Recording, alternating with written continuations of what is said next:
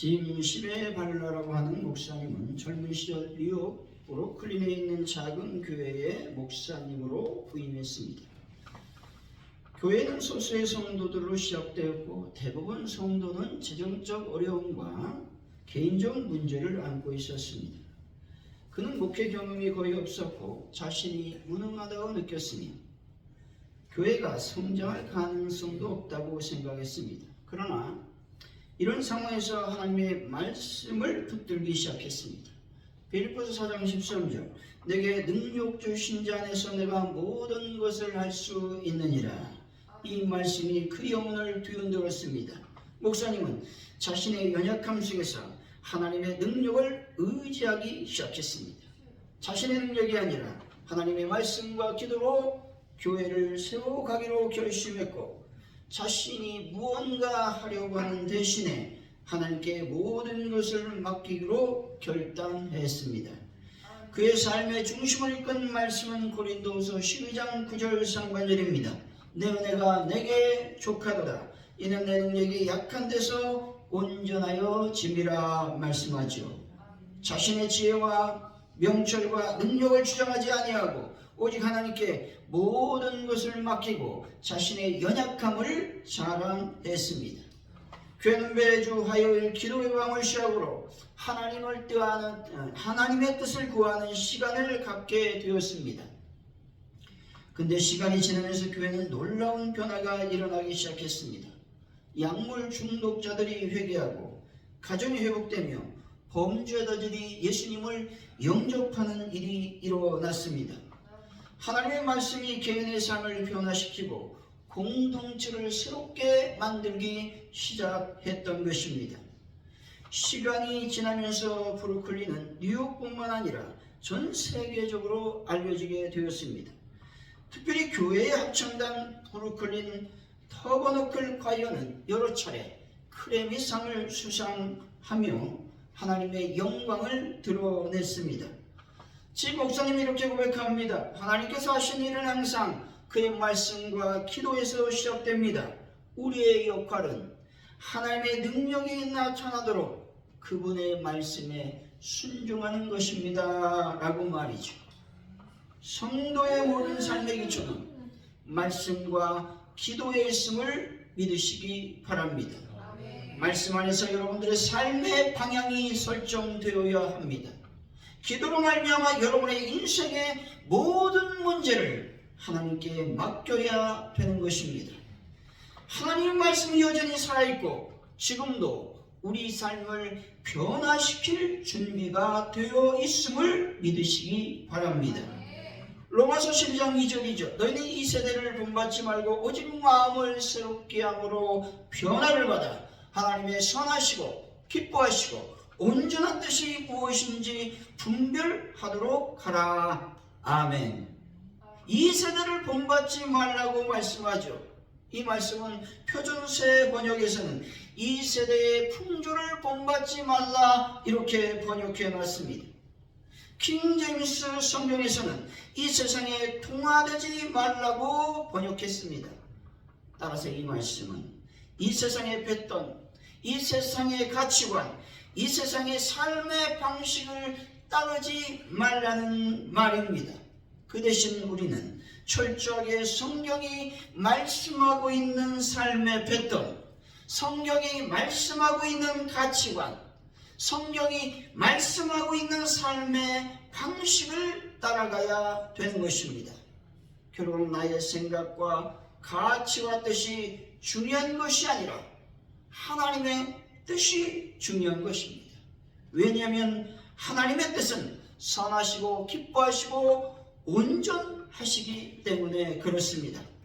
나의 생각과 나의 가치와 나의 뜻은 불안정할 수밖에 없습니다. 또한 거짓에 노출되고 있음을 우리는 부인할 수 없다라는 것입니다. 사랑하는 성도 여러분, 하나님의 말씀의 삶의 기초를 삼으시고 하나님의 뜻을 따라 삶의 모든 방향을 설정하는 분들이 다 되시기를 예수 이름으로 간절히 축원드립니다. 오늘의 말씀은 이스라엘의 언약갱신 직전에 있었던 7월 절기 준수를 보도하고 있습니다. 나팔절에 있었던 이스라엘 율법 낭독과 유다 귀환민들의 통해 및 나팔절 준수에 대해서 말씀하고 있습니다. 자세히 살펴본 1절은 7월이 되자 유다 귀환민들이 7월 절기를 지키기 위하여 각기 살던 곳으로부터 예루살렘 수문 앞 광장에 모였다는 것이죠. 그리고 학사 에스라에게 모세의 율법책을 가져와 낭독해 줄 것을 요청하고 있습니다. 2절 3절은 에스라가 유대 종교력으로 7월 1일 곧 나팔절에 율법책을 가지고 백성이 모여있는 수문 앞 광장 앞에서 새벽부터 정오에 이르기까지 백성들 앞에서 율법을 낭독하고 있다는 것이죠. 4절에서 8절은 에스라가 율법을 낭독할 때의 모습을 상세하게 묘사하고 있습니다. 9절에 10절은 율법을 들은 백성들이 슬피 우는 데 대하여 느헤미야를 비롯한 지도자들이 그들을 위로하고 그들이 행한 일을 지시하고 그 지시에 백성들은 순종했다고 말씀하고 있습니다. 오늘 말씀을 통해 다시 말씀으로라고 하는 제목으로 다시 말씀으로 우리 인생을 무장하려면 어떤 삶을 살아야 되는지, 또 우리 삶이 말씀으로 무장하게 되면 어떤 은혜가 임하게 되는지 하나님의 은혜를 나누도록 하겠습니다. 다시 말씀으로 우리 인생을 무장하려면 어떤 삶을 살아야 되겠습니까? 첫째, 말씀 듣기를 사모해야 되는 것입니다.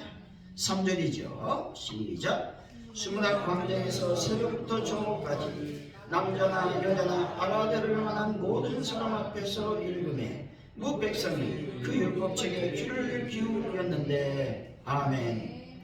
여기서 새벽은 어둠이 걷히고 날이 밝아오기 시작한 때를 가리킵니다. 이스라엘 백성들은 하루 일과가 시작되기 전에 시간대부터 정오까지 하나님의 말씀을 들었습니다. 이것은 이스라엘 백성들이 얼마나 하나님 말씀 듣기를 사모했는지 알 수 있는 대목이라는 것이죠. 적어도 6시간 이상, 그리고 날이 밝자마자 말씀을 들었다라는 말은 율법에 대한 백성들의 열망이 얼마나 대단했는지 알 수 있다는 것이죠. 여러분, 하나님 말씀 듣기를 사모하는 분들이 되시기를 바랍니다. 1절에서 2절이 읽어봅니다. 시작. 이스라엘 백성은 자기들의 성읍에 거주하였더니 7째 달에 이르러 모든 백성이 일제히 수문 앞 광장에 모여 학사 에스라에게 율법책을 가져오기를 정하며 7째 달 초하루에 제사장 에스라가 율법 가지고 회중 앞 곧 남자나 여자나 알아들을 만한 모든 사람 앞에 이르러. 아멘. 성벽 중건이 완료된 것은 6월 25일이었습니다. 이동 시간을 염두에 둔다면 집으로 돌아가서 불과 하루 이틀 쉬고 다시 어디로 왔어요? 예루살렘으로 왔다는 거예요. 그래서 수문 앞에 모였다는 겁니다. 성벽 공사가 며칠 만에 완공되었습니까? 다 잊어버리셨어요. 52일 만에 완공되잖아요. 그런데 이 성벽 공사가 끝난 후 이들은 성공과 승리에 도취되지 않았다는 것이죠. 수많은 방해와 협박으로 인해 성벽 공사가 중단될 위기 속에서 어려움과 역경을 딛고 공사가 마무리되었습니다. 때문에 축제의 분위기 속에서 쉼을 누리며 잠시 안식의 시간을 갖는 것이 보통의 삶이라는 겁니다. 하지만 이들은 결코 축제의 분위기 속에 있지 않았고 마음을 흐트리지 않았으며 다시금 하나님 말씀을 듣기 위해 수문 앞으로 나왔다는 것이죠. 에스라가 모이라고 말하는 것이 아니라 백성들이 스스로 하나님의 말씀을 읽고 가르쳐주기를 요청하고 있는 것입니다. 구약 성경 어디에도 백성이 자발적으로 종교 지도자들에게 하나님 말씀을 들려달라거나 가르쳐달라고 하는 요청은 없다는 것이죠. 이것은 이스라엘 백성들이 성벽을 중건하는 과정 속에서 신앙적으로 매우 고양되어 있음을 알 수가 있는 것입니다. 여러분 자발적으로 말씀을 읽으시고 들으시며 묵상하는 분들이 되시기를 바랍니다. 조지 몰려는 어릴 때부터 세상적 쾌락과 죄악에 빠져 살았다고 고백합니다. 하나님이 계신다고 믿었지만 그분의 말씀이 자신과 무슨 상관이 있는지 관심하지 않았습니다. 그는 젊은 시절 술과 도박, 허영 속에서 욕망을 채우며 살았습니다. 그러나 어느 날 한 친구의 초대로 작은 성경 공부 모임에 참석했는데 그곳에서 하나님의 말씀이 자신의 영혼을 뒤흔들었다고 고백하고 있습니다. 그는 이렇게 말하죠. 저는 로마서 10장 17절의 말씀, 그러므로 믿음은 들음에서 나며 들음은 하나님의 말씀으로 말미암았느니라 말씀을 공부했습니다. 그때 그 순간 저는 깨달았습니다. 내가 진정으로 갈급한 것은 하나님의 말씀이었고 그 말씀은 내 삶을 완전히 바꿀 수 있다는 사실을 알았습니다. 라고 말이죠. 한번 경험한 말씀이 그를 더욱 깊게 하나님과 연결시켰습니다. 또한 그는 이렇게 말하죠. 하나님의 말씀에 대한 갈증은 제 안에 점점 더 깊어졌습니다. 저는 매일 성경을 읽고 묵상하며 그 말씀을 붙들기를 시작했습니다. 라고 말이죠. 그는 영국으로 건너간 후 그 아들의 처참한 상황을 직접 목격했습니다. 그들의 배고픔과 절망을 보고 말씀을 의지하여 하나님께 기도하기를 시작했습니다. 말씀대로 하나님의 나라와 그의 의를 먼저 구하며 하나님의 은혜로 말미암아 하나님의 아이들에게 복음을 증거했습니다. 하지만 아무런 재정적 기반도 없었기 때문에 무엇을 할 수 있을지 막막했다는 것이죠.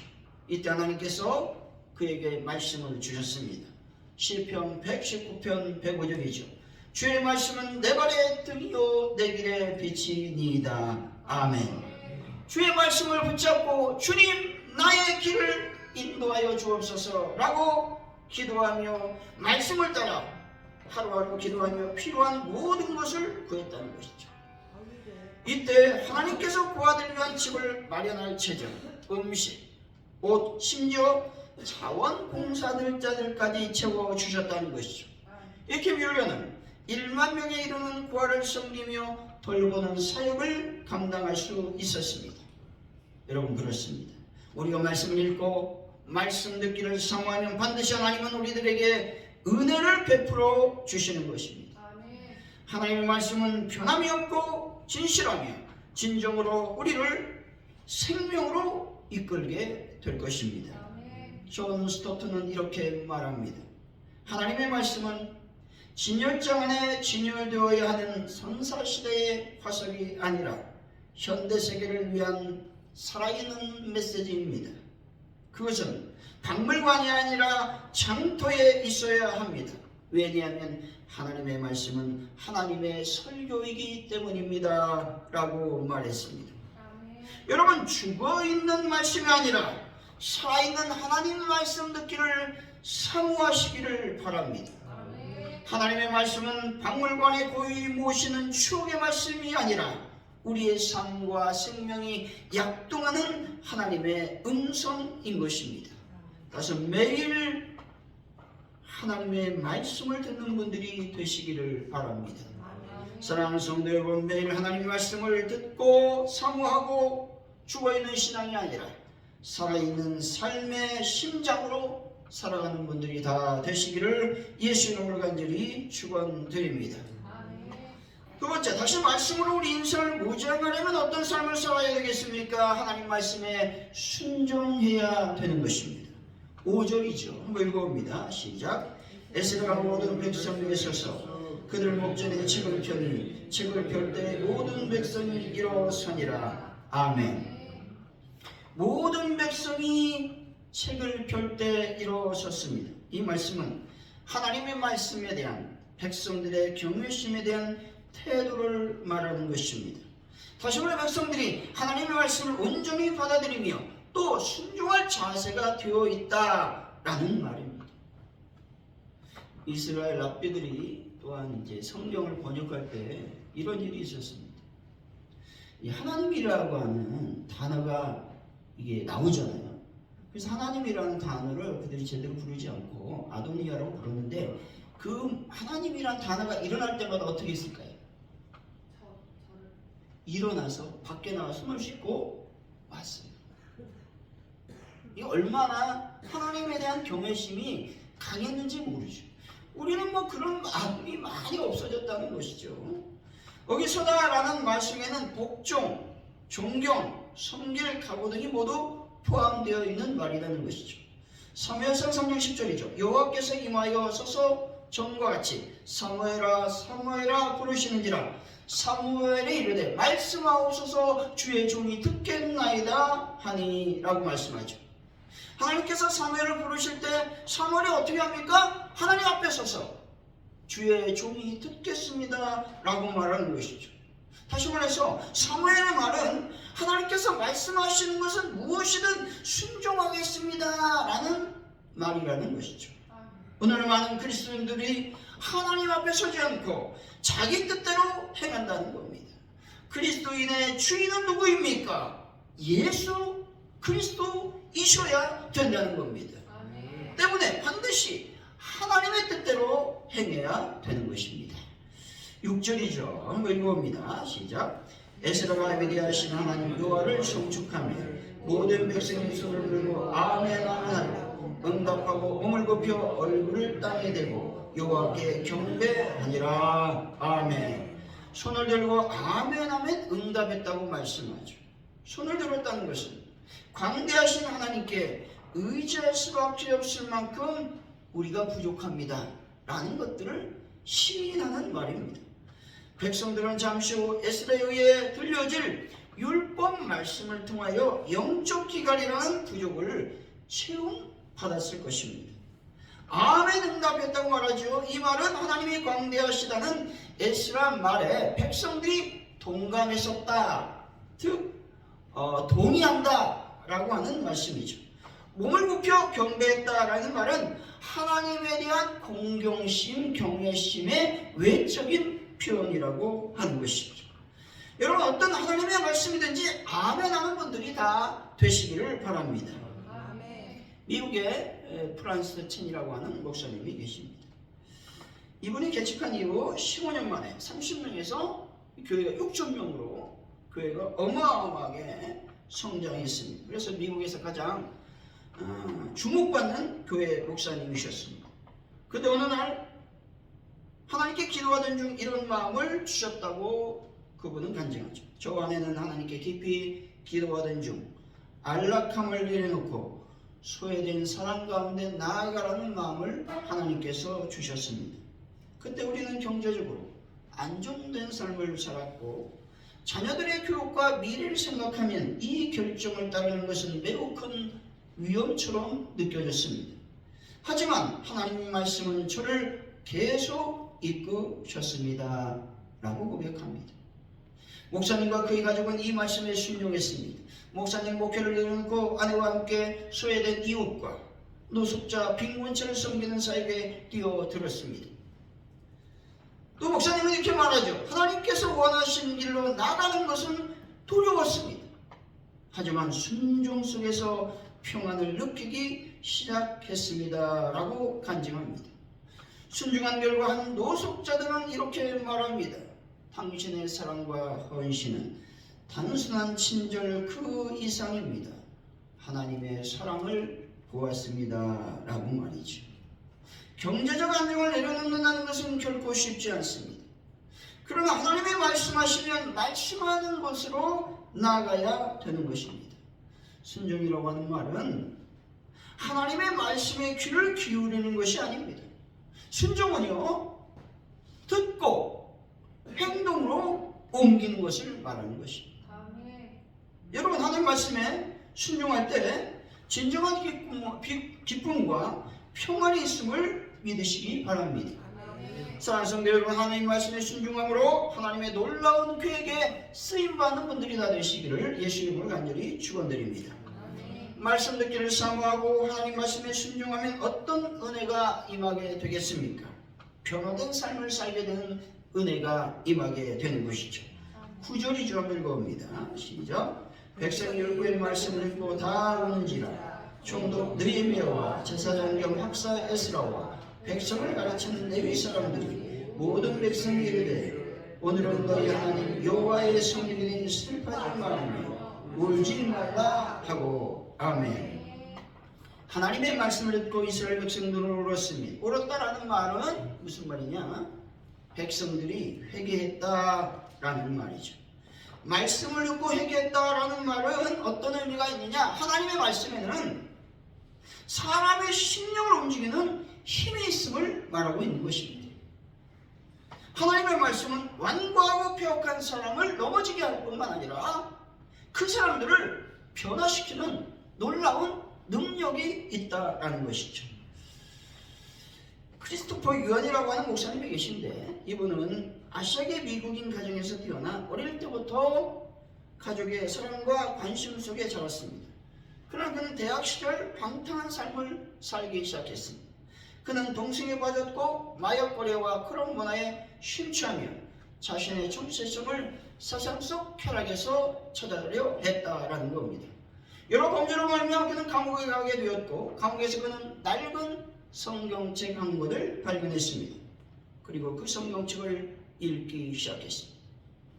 하나님의 말씀을 읽으면서 자신의 죄를 깨닫고 회개하여 자신이 주인임을 인정하게 되었다는 것이죠. 그리고 예수님을 구주로 영접하였습니다. 감옥에서 출소한 후 그는 자신을 하나님께 드리기로 결심하고 신학을 시작하게 됩니다. 그는 전생을 다니며 하나님의 복음을 전하는 전도자가 되었습니다. 그는 이렇게 고백하죠. 하나님의 말씀이 나를 변화시켰습니다. 그것은 나를 정결하게 했고 나를 새롭게 변화시켰습니다 라고 간증했습니다.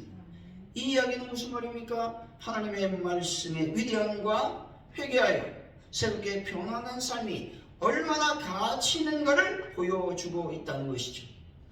이분은 지금 신학교에서 또 아이들을 가르치는 또 신학교수로서의 사역을 감당하고 있습니다. 여러분, 지난날의 모든 잘못을 회개하고 하나님 말씀으로 새롭게 변화되시기를 바랍니다. 10절이 좀 읽어봅니다. 시작. 느헤미야가 또 그들에게 이르기를 너희는 가서 살린 것을 먹고 단 것을 마시되 준비하지 못한 자에게는 나눠주라.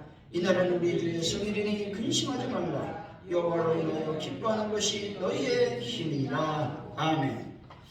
회개하여 변화된 사람의 특징은 하나님을 기뻐하는 삶을 산다는 것이죠. 하나님을 기뻐하는 삶이야말로 우리의 힘이 되는 것이죠. 그리스도인들의 삶의 기본은 무엇이어야 됩니까?